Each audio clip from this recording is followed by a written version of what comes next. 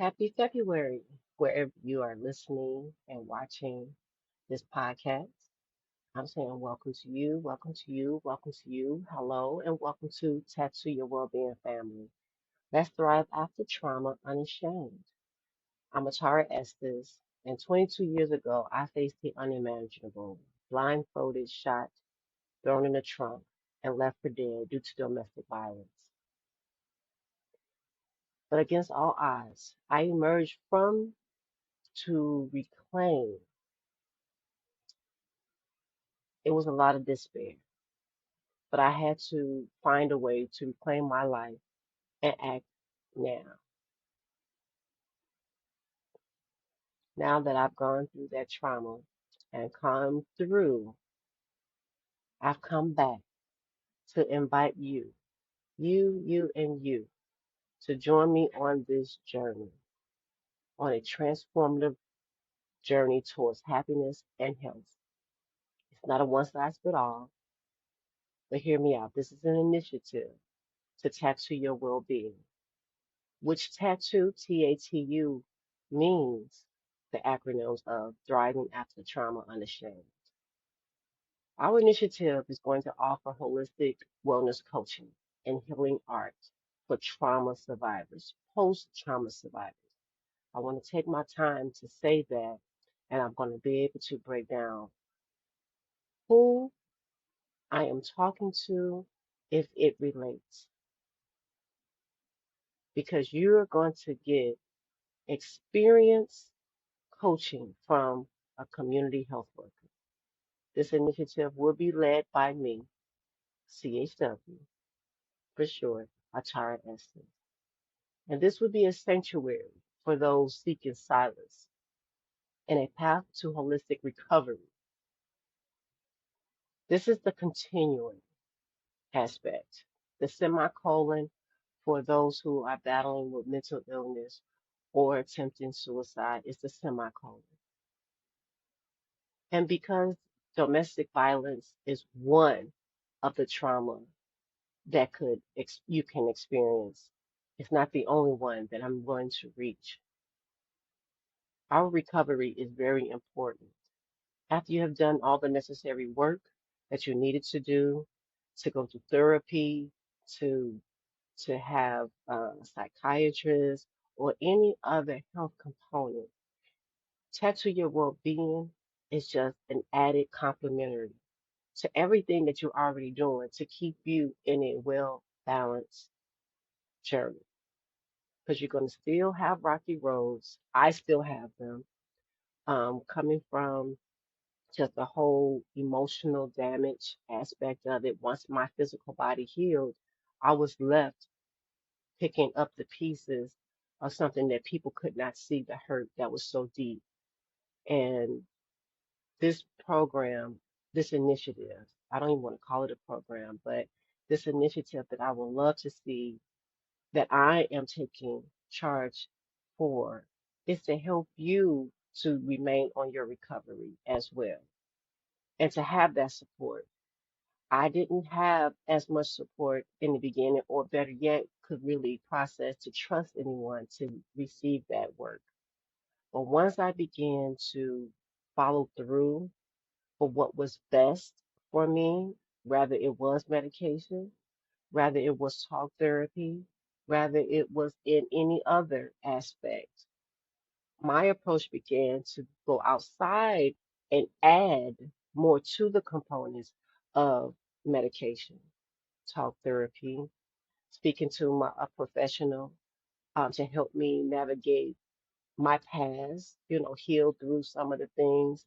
And once I kind of allowed myself to be vulnerable, because you have to trust someone in order to be vulnerable. In this space that I do want to bring forth, I want to make it easy, but careful, because I know that if you're going to be sharing on this platform, whether you're on our YouTube channel, whether you're on our TikTok, if you are any on our Facebook Lives, wherever you may find us. When I say us, it's our community for post trauma survivors. I'm here to make sure that no one is left alone. No one has to fight alone. Striving and surviving is two different things. I had to strive to keep moving forward, but then realize I was a survivor and accepting the things that I couldn't change. Once the damage has been done, now I have to figure out how I can take away that sting. It's been daily, it's been by the second that I'm able to move forward and it doesn't sting as much anymore. Not that it's not there, will always be there. I have the scars, I have the bruises, I have the triggers. I do. And if you're able to understand that sometimes it can take control of your life to where you just exist and not live. So, surviving trauma is a lifelong process. And our community health worker led group coaching, we're going to be paired in our healing art. I dabble in different type of healing art, whether it's photography. I do a lot of diamond art. That is my real go-to, diamond art painting. Rather I'm sketching, rather I'm a writer. Um, I've I self-published one book. I'm working on a few other books that's going to be birthed in 2024. And these books of knowledge, experience, understanding, a lot of some going to have research in them, and some of them going to be based off of my personal experience. I'm an artist, always have been, but to realize that I can take my pain, my hurt, everything that makes me feel rejected or damaged, I get a chance to put it in my art, and that has helped me. Now I'm going to want to know what you had to do to help yourself maintain and put you in conversation so we can help one another. This is going to be built off of what we feel together is really needed so we can discuss that. Now, I do have some topics that I will be um, introducing to everyone to get us started. But in between of doing those assessments that you're going to have to do, if you want to participate and pick whatever menu suits you, rather you want to be a part of the group as a whole or the individual groups that I'm going to eventually break down so we can really go from peer support in those areas that are more common with one another because I believe that there is power in togetherness. But if we can not just hold on to trauma bonds, but to hold on to the healing aspect of what drew us together, we can heal. We can heal in leaps and bounds together in this space. So there's some ideas that is going to be coming forth that allows me to introduce some things that you may not have thought of, or you introducing me to some experiences that I may have not thought of. But let's do it together. That this is not to be a professional in art, but when it comes to me helping community members to stay on their holistic recovery, I'm experienced enough to say we can do this. Yes, we can. I'm a living witness to know that what it takes to keep ourselves balanced with our well-being. Our emotional wellness cannot be overlooked just because you don't see that the damage that has been done. I see the damage done to me a lot more than what I want to. I have triggers that happens. I have things that will bring reminders that a person don't even know that they've said something, done something, brought me around to a certain particular place, the atmosphere of it, and re-traumatize my well-being and not even know that that's what they've done. So it's no fault of anyone who don't know, But I'm intentional on when I do know that that's bothering me to find my safe space within. And other things that I'm going to be introducing is just creative writing. It is no right or wrong way of writing. Also working on the gifts of forgiveness in our process of moving forward in our holistic recovery. I will be introducing Walk in the Park, where we can all relate to where we are in those spaces to get our nature to adapt to our well-being. Because sometimes you got to be out in nature and really see and hear what the atmosphere is really saying. And it can be so peaceful and calming. And I just want to know what it is that you may want as well. What gives you that serenity?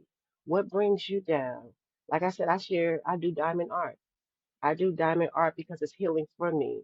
Most majority of my art pieces that I work on is focused on a thing for my well-being.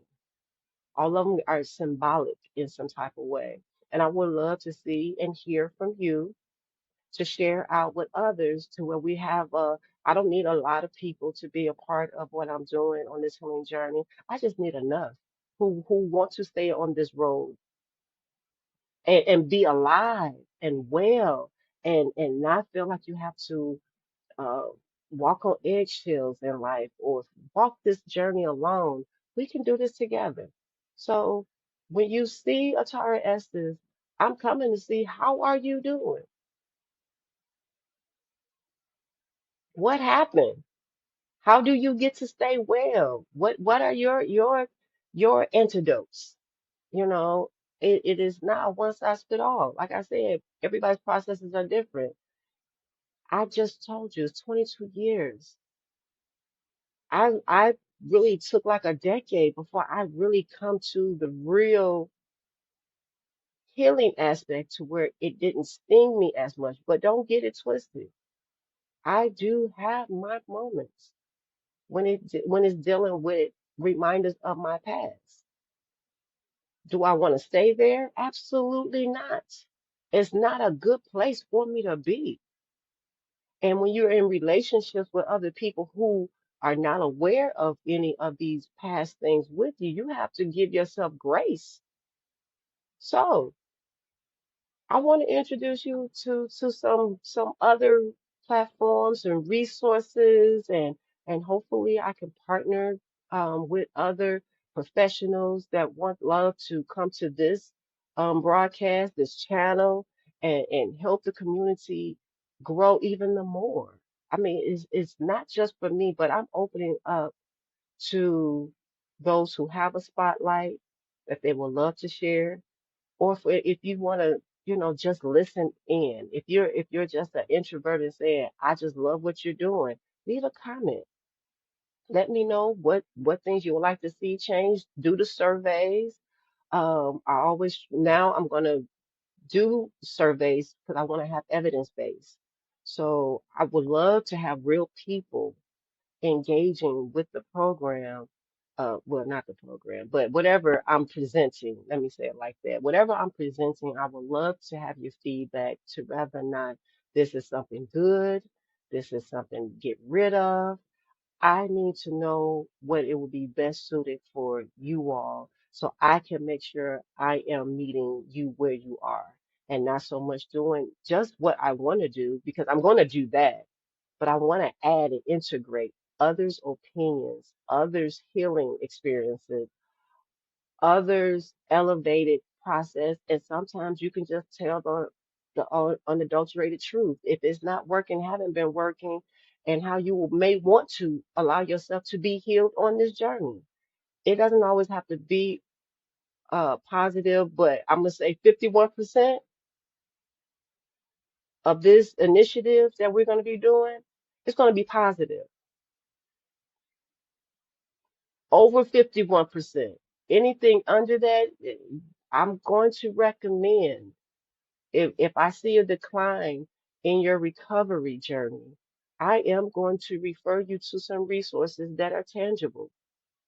And you can inbox me if there's something that you need in your particular area that I can direct you to. Because one thing I am not about to be is thinking or giving the impression that I know it all. I'm the first to say I do not know it all, but I am experiencing what I do know. And I'm an expert in what I do know. And that is knowing what has happened for me.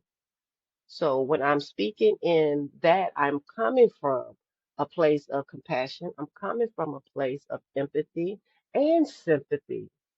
And I'm hoping that I'll be able to reach you all, whatever age group you may come in to be a part of this conversation, to feel that you are needing this right now. My initial um, audience have always been young adults, high school students, college students, because I'm able to reach young girls in particular on the importance about dating, dating violence, self-esteem, self-love. And when you don't have some of these things for whatever reason that your life have evolved into, it may be something that you just can't control right now. But I'm here to let you know I've been there and done that.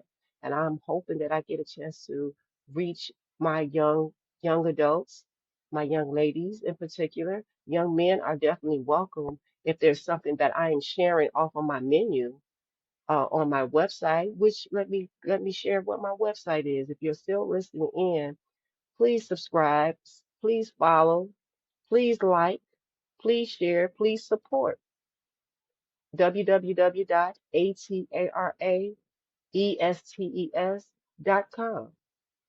I have a website that's going through a makeover right now because I know the importance of what I'm about to deliver to the community, that I hope that you know that this is intentional. I'm sharing time, my time, to make sure I raise awareness, I educate, I keep you engaged, and understand this. This is an inactive type of process, which means you're going to have to do what you need to do to be a part of this holistic recovery. I'm just introducing tools, but I can't do the work for you. I will have some books that you can always buy. I will have some merchandise that you may want to rock, brand merchandise that I know that it'll help you kind of feel some type of way. And I have some other things that I'm creating outside of merchandise, outside of books, that will be about holistic wellness.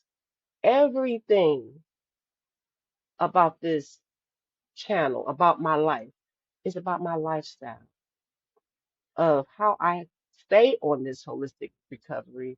Because if I don't, I won't be well. I won't be well to do my job. I won't be well to be attending to my family. I won't be well to do anything that I need to do to elevate in my life. So I'm not going to hinder myself. I want to do all that I can. And when I can, I'm reaching out to get support to help me get back on that level. So we're here for one another. Whatever we're needing, I don't know until you let me know. Other than that, I am going to introduce you to self love. Every month is going to have self love as an introduction.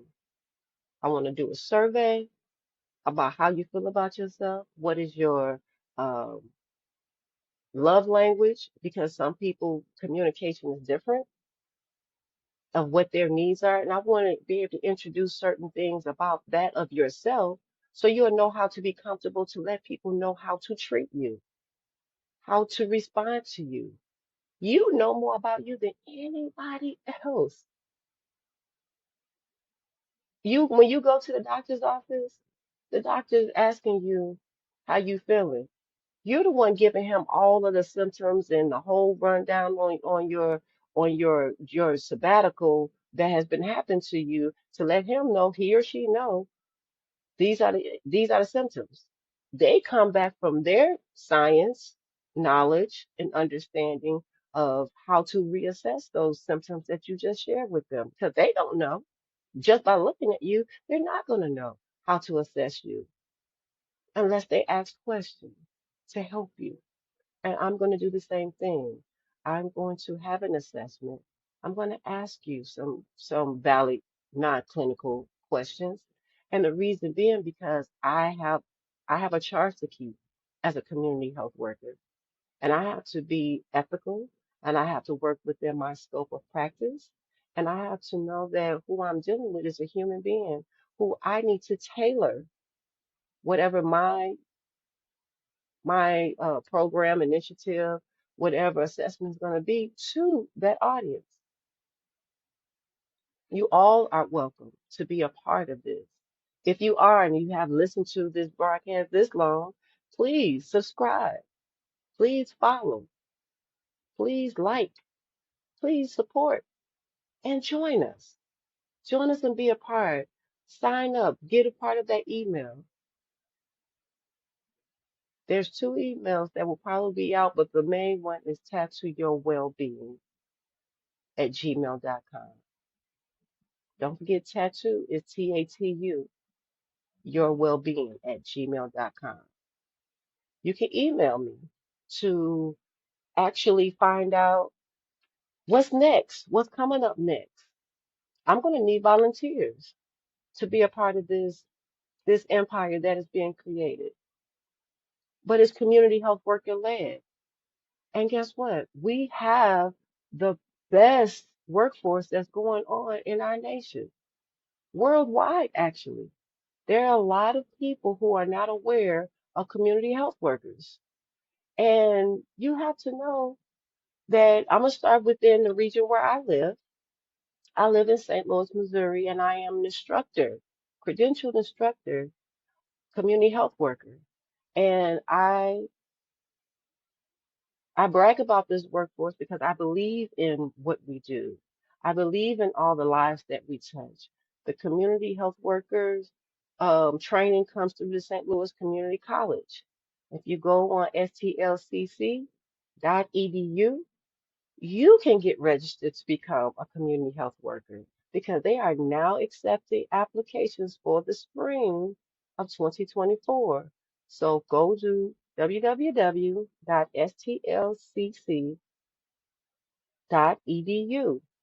and type in a search box community health worker so you can find out more about your next training. And I'm going to tell you why. First of all, community health workers are trusted members of the community. We are frontline workers, and we serve who um, community, excuse me, members of the community they serve who assist individuals and communities in their adoption of healthy behaviors. Community health workers may conduct outreach for community or health organizations to implement programs in the community that promote, maintain, and improve individual and community health. Additionally, community health workers may also provide information on available resources, social support, and informal counseling. We advocate for individuals and community health needs and services such as first aid and blood pressure screenings and collect data to help identify community health needs. This is a non-credit program combined with 120 plus hybrid classroom hours with 60 service learning hours. And the classroom instructions cover topics such as the role of a community health worker, public health, chronic disease management, mental health, health outreach, community organizing, and advocacy, client-centered counseling, conducting client interviews, care management, and home visits. The service learning experience provides individuals with opportunity to learn and participate in resource gathering, networking, and outreach and job shadowing. Doesn't that sound like you would want to become a CHW? Because it is the best, it is the best program to be a part of. I wouldn't say that unless I was a part of it. And because I've been in this role since 2016, I've been really frontline to make sure that not only do I know what I'm doing, I come from the reentry space of working with those who are just as involved. And I did my work to the best of my ability. But not only that, my work was found to be the best practice in reentry. So that says a lot of my dedication as a community health worker and to change up the stigma about community health workers. Which brings me to the next thing. I guess you're trying to figure out what else can these community health workers be about? What are they rocking with? Well, I definitely want to share with you some of the things that I think that I've heard people trying to distinguish that how community health workers can't be certain positions or profession and excuse me. I just don't understand. I, I guess I never will. I mean, everybody is, um,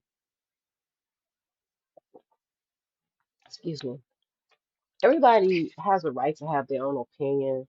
But if you don't necessarily research for yourself or get acquainted with a community health worker yourself, you really are just going off of hearsay of what you think community health workers are all about. And that is, I just challenge that. Be careful on hearsay. If you don't know yourself, if you haven't interviewed a community health worker to find out how they feel about the role that they're playing in the community, how do they impact their community that they're serving, and then some, you're only going off hearsay. I say get the message from the community health worker and also implement community health workers in that board of discussion when you're trying to reach the community. Community health workers should be at the table to kind of help you to understand what's really happening. And not just community health workers, anyone who wants to be involved about restoring the health in our communities, restoring us. Community health workers are not the only voice, but how you going to exclude us because you feel like our profession doesn't measure up? Well, I have some myths, and I'm going to share them with you. I'm going to get rid of the myths and the misconceptions about CHWs, and because we are holistic wellness. We focus on all social determinants of chronic illnesses. So I'm not really understanding how we can end up trying to say that we're not.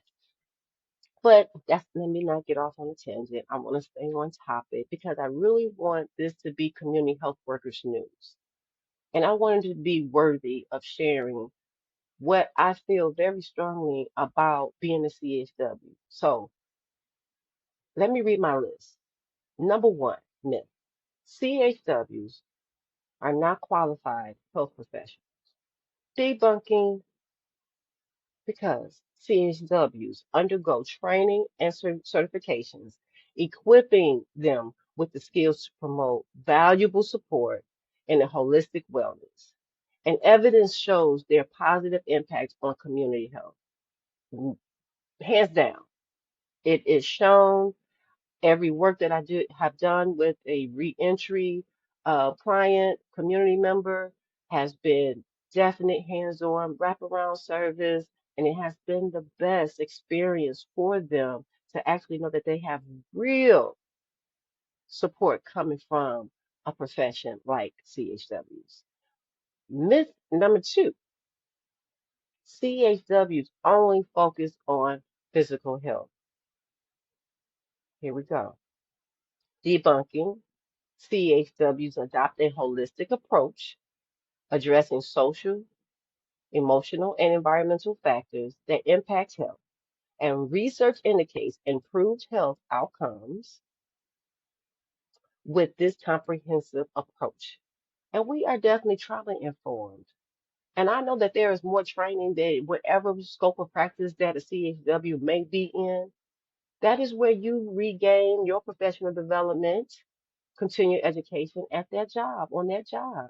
The job should be offering skill management, professional development, just anything to enhance you to be better for where you work. And we don't worry about just the physical alone. We want to make sure that the whole entire being is well. Okay, myth number three. Yes, I have some issues when I hear so much conversation being had negatively about CHWs. But because I know the positive, but no one wants to hold on to the positive testimonies for holding on to some negative myth. So, myth number three, CHWs replace healthcare providers. Whew, I don't know. I don't know. I don't know if it just sounds like people feel threatened about their jobs when they think that their jobs are on the line. And I get it. Jobs are hard to come by. I truly get it. But understand, I'm debunking that because CHWs complement healthcare providers by bridging gaps in the community health. Studies highlight improved access to care and health education through CHW's interventions. So we're here to help. We're not here to take somebody off that job to put more hours on us and more duties on us. We just want to be in our lane to do our part to help you do your part so that community members is getting holistic care from everyone.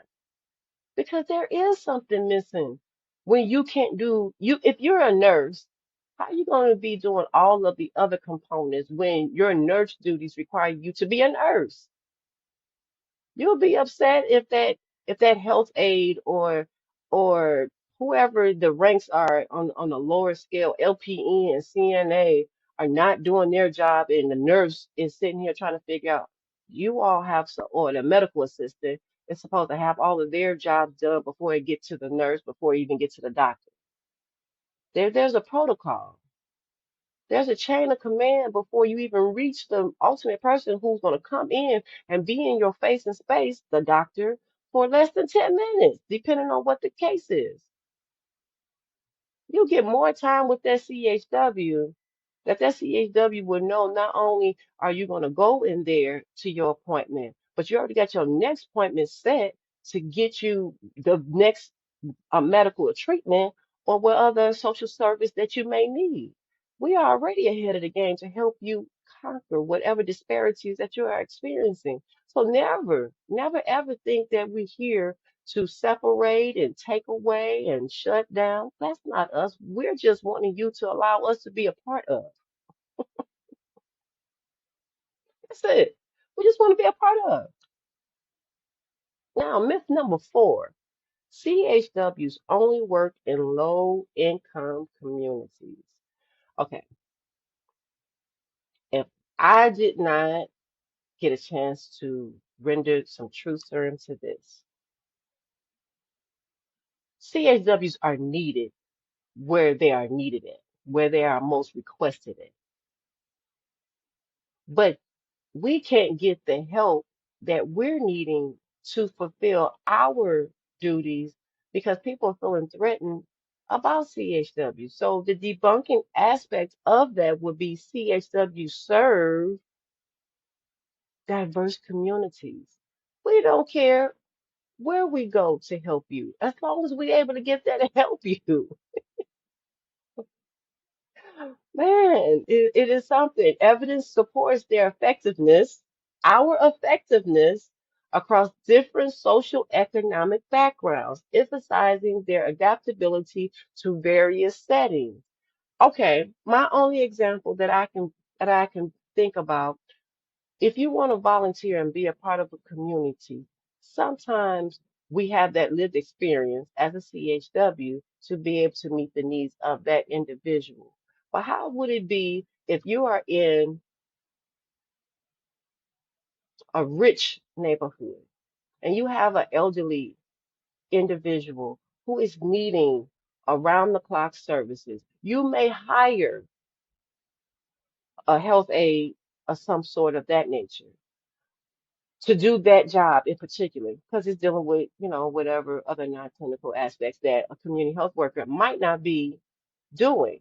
But a community health worker will make sure that you maintain that communication of what that elderly individual may need to hit all of their necessary appointments, to make sure that nothing is missing, because we do home visits depending on the type of job that the CHW is working in. And if they are working in that space as a home visit, of assistance, then we are building up more of a relationship.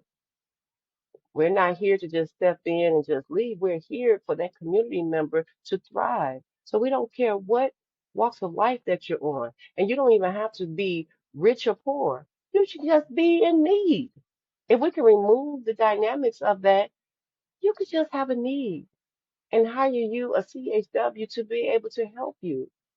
But because for me, I go towards the disadvantaged communities because they don't have the necessary resources to be able to have someone at their beck and call. So I render my services to that community because it's the community that I know best that will need it before the ones who have the wealth and able to already get it anytime that they need it.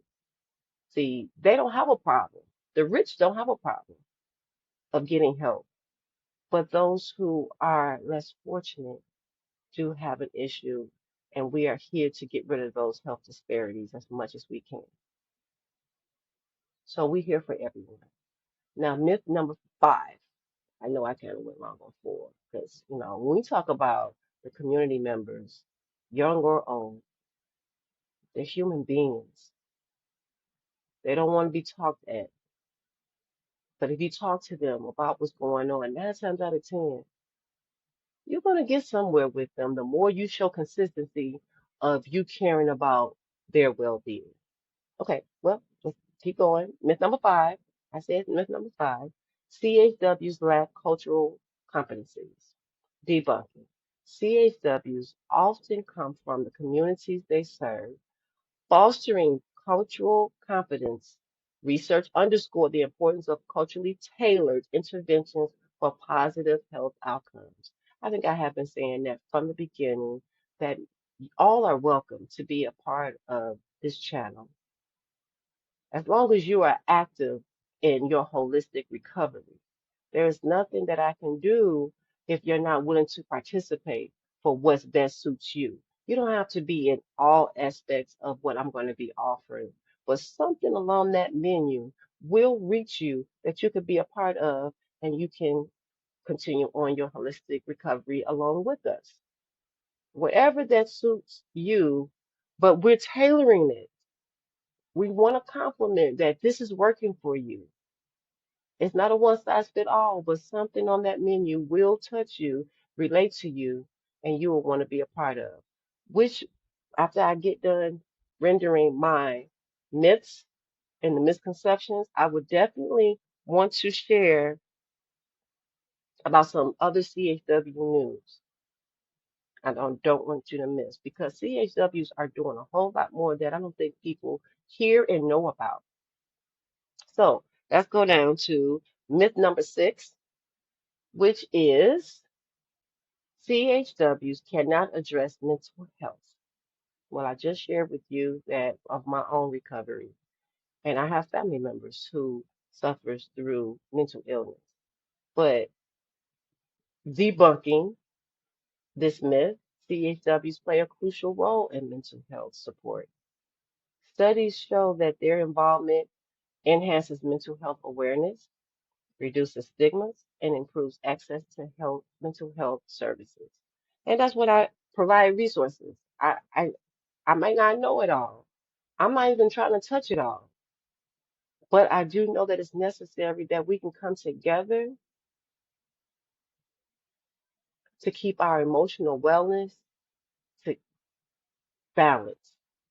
And everything is not going to be balanced every day, all day. But the majority of the time, we want to see more good than the episodes that you may have been experiencing. And if you happen to, and once again, disclaimer, if you happen to fall under that 50% of concern with your mental health, I am going to refer you to a professional in that area that could help aid and assist you. We are here not to slow up your progress, hinder your progress, but we are here to be a safety net for you. Safety net that 9 times out of 10, it is it's going to happen to us. It's going to happen to me when I don't want it to happen to me. But whenever it does come, I'm going to go and retreat to my support system on that other level. If I need to go see a psychiatrist, if I need to have talk therapy, if I need to go see my life coach, if I need to go talk to my mentor, I'm going to be pulling on someone to help me to stay level somewhere. But respecting that the role that they are, I'm not jumping too much on them that I need to go see a professional who I need to pay for that instead of pulling on my friends and family, making them my therapist. That I don't want us to do. Now, sharing certain things, and it's real heavy, and I'm gonna say for the Black community, we are learning. We haven't gotten there yet, but we are learning to go and seek help. But sometimes it gets harder to where we don't make time for ourselves, to where we get caught up. So, Black community, I am reaching out to you to let you know we don't have to fight this alone. Our mental health is very important. And if we're battling anything that make us it shows signs of illness, it's time to get help. It really is before it gets worse. And because you don't have to do this alone. You don't. Now I'm gonna go to myth number 7. CHWs only provide information, not action. Now, if I was just providing just information, I wouldn't be trying to make sure that you're well. I'm not a seat filler and I'm not a paper pusher. I'm here to let you know, debunking that statement, CHWs actively engage in action that improves health outcomes, such as facilitating access to resources, coordinating care, and empowering individuals to make informed decisions. I was just saying that before I even got to the myth. See, it's just a natural thing of what we're going to do. We don't just give you people piece of paper. We'll help you get to the right people that's in your area to keep you on the road of recovery. Emotional healing is our goal. It's our goal. But we're going to do the holistic approach to make sure that all components of us is going to remain well. Now, myth number 8. CHWs have limited impact on chronic diseases. Okay, well, debunking because CHWs contribute significantly to chronic disease management, pain management. For those who are in that field of study, we are able to show you alternatives. That's why I say holistic wellness is an avenue that people just don't understand. And evidence suggests their involvement leads to better medication adherence, lifestyle changes, and overall improved health. Hmm, I got something. I've been telling you. Get you a CHW or become a CHW so you can help your community. But I'm not done. We got to go to myth number 9, operating in isolation. Um, we are people. When it comes to people, there's nothing about isolation with that. No, debunking, because we contribute significantly by collaborating with healthcare teams. That's what we do. We always try to partner up. We don't try to do it all ourselves. We're not siloed like that. No, because we can't do it all.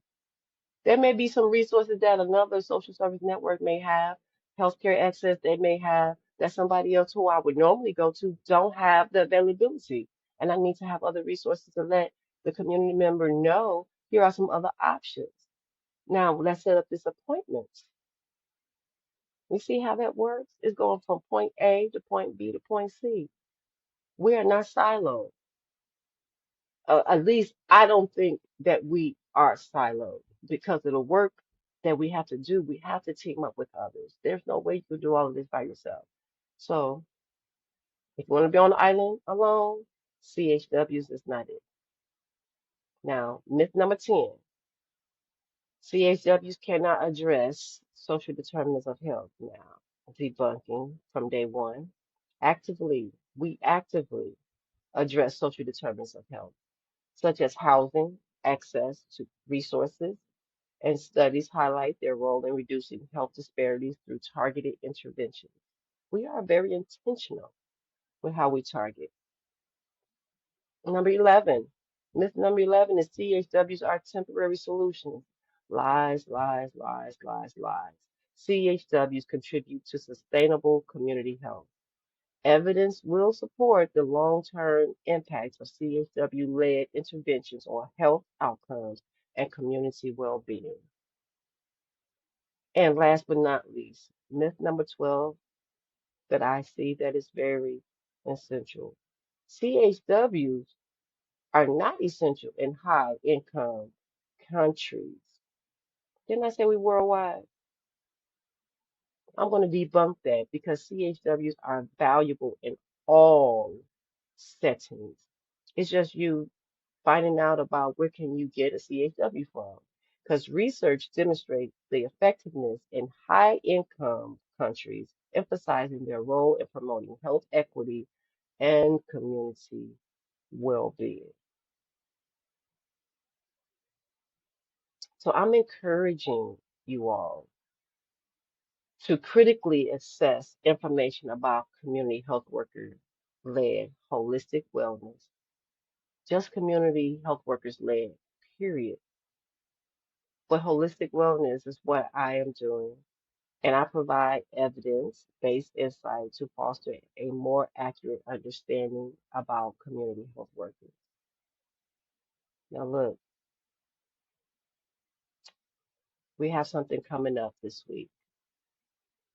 We're meeting a deadline because this year in March 4th through 6th, 2024, save the date, standing for hope because the Community Health Workers Association of Missouri is hosting their conference. I was the previous, I am the previous, well, I am the past president. Let me stop saying previous. I'm the past president, and I am welcoming you all to register if you have not. This is our last week to register. Closing date is February 15th, which they may extend, but right now, February 15th is the last day to register to be a part of the Community Health Workers Conference of Community Health Workers Association of Missouri. Now, it is going to be at the Lake Ozarks at the Four Seasons. So not only do you need to register because that will make you a member, but you need to make sure that you have your reservations for your hotel room before they all go. Because I would love to meet you. I would love to meet you face to face. Um, our new president that's in place, Suzanne Smith, is doing an amazing job, head spearing this conference. And I would love to just meet you all at this place, at the Four Seasons at Lake Ozarks, Missouri, and become a member. Join us on this quest. We also have this is our statewide. We also have a coalition in the St. Louis area. St. Louis Coalition is also recruiting for members. They mentor our community health workers that come out of the St. Louis Community College training. And there's a variety of resources of who CHWs are, where can you enroll to be a part of it. And there's also NASHWA, the National Association of Community Health Workers, and the American Public Health Association, which is the APHA, also host CHWs. So you'll get a chance to really be able to um, do do your work as a CHW. You will.